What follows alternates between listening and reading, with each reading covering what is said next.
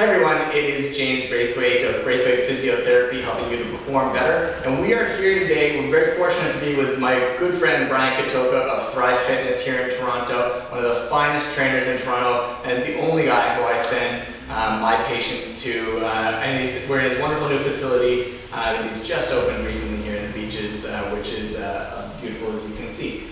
We're going to talk a little bit today about shoulder stability. The reason that the shoulder is, I think, maybe the most injured body part that people come into clinic with is that it's wonderfully mobile, right? I mean, this is the only joint in the body where we have this kind of mobility. Good luck doing this at your hip. But the problem that comes with all that mobility is that it's inherently a little unstable too. In fact, it's more than just a little bit unstable, it's just unstable. So, I mean, we think of the joint as being a ball and socket joint, right, Brian? But the reality is that ball and socket is much more like a ball on the wall. The socket is very shallow, so it's quite sloppy, that ball on wall action. And there's a lot of things that can get impinged upon if we have excessive sloppiness in the joint, including muscle tendons. There's bursa in there; those are little fluid sacs. There's nerve bundles, vasculature, all kinds of things that can get impinged upon and irritated. And that's when people coming in saying, "Oh, it hurts when I lift my arm overhead. It hurts when I'm washing my hair. It hurts when I'm putting on my clothes." Those types of injuries. So one of the things that we like to do when people come in like that is to start to retrain that shoulder stability, right? So there's a great simple way that we can do that. This is one of many. I mean, there's 6 different ways to do everything, but one great exercise is as follows. We're going to use this elastic. I've recently learned it's called a Cook band, after our old hero, Gray Cook.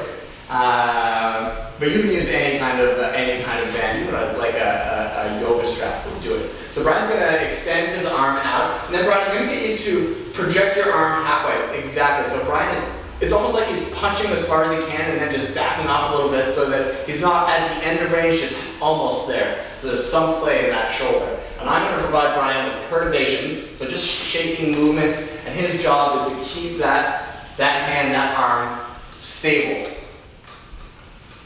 I can get all kinds of devious with this. My job is just to give him random perturbations to move against. And I'm going to do this for 30 seconds to a minute. We're trying to build up endurance of the muscle groups to stabilize the shoulder. So 30 seconds to a minute, followed by a short break of 30 seconds, and then I will be doing volume. So 5 to 10 sets of this. You should feel fatigued in your shoulder girdle after you've done a minute of this. And how are you feeling there, Brian? I'm feeling fairly challenged. I feel it throughout my core and my shoulders roll too. It's amazing how quickly those little muscles start to tell you that they're working, isn't it? Yes, it's really interesting.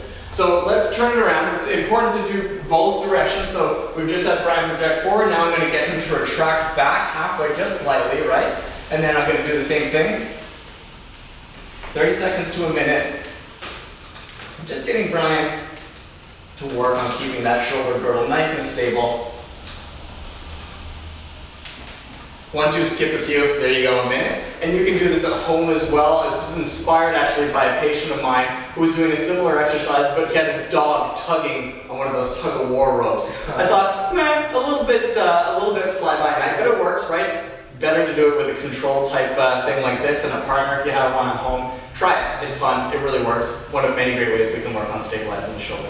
Thanks again to Brian of Thrive Fitness here in Toronto, and I'll be chatting with you next time. James Braithwaite of Braithwaite Physiotherapy.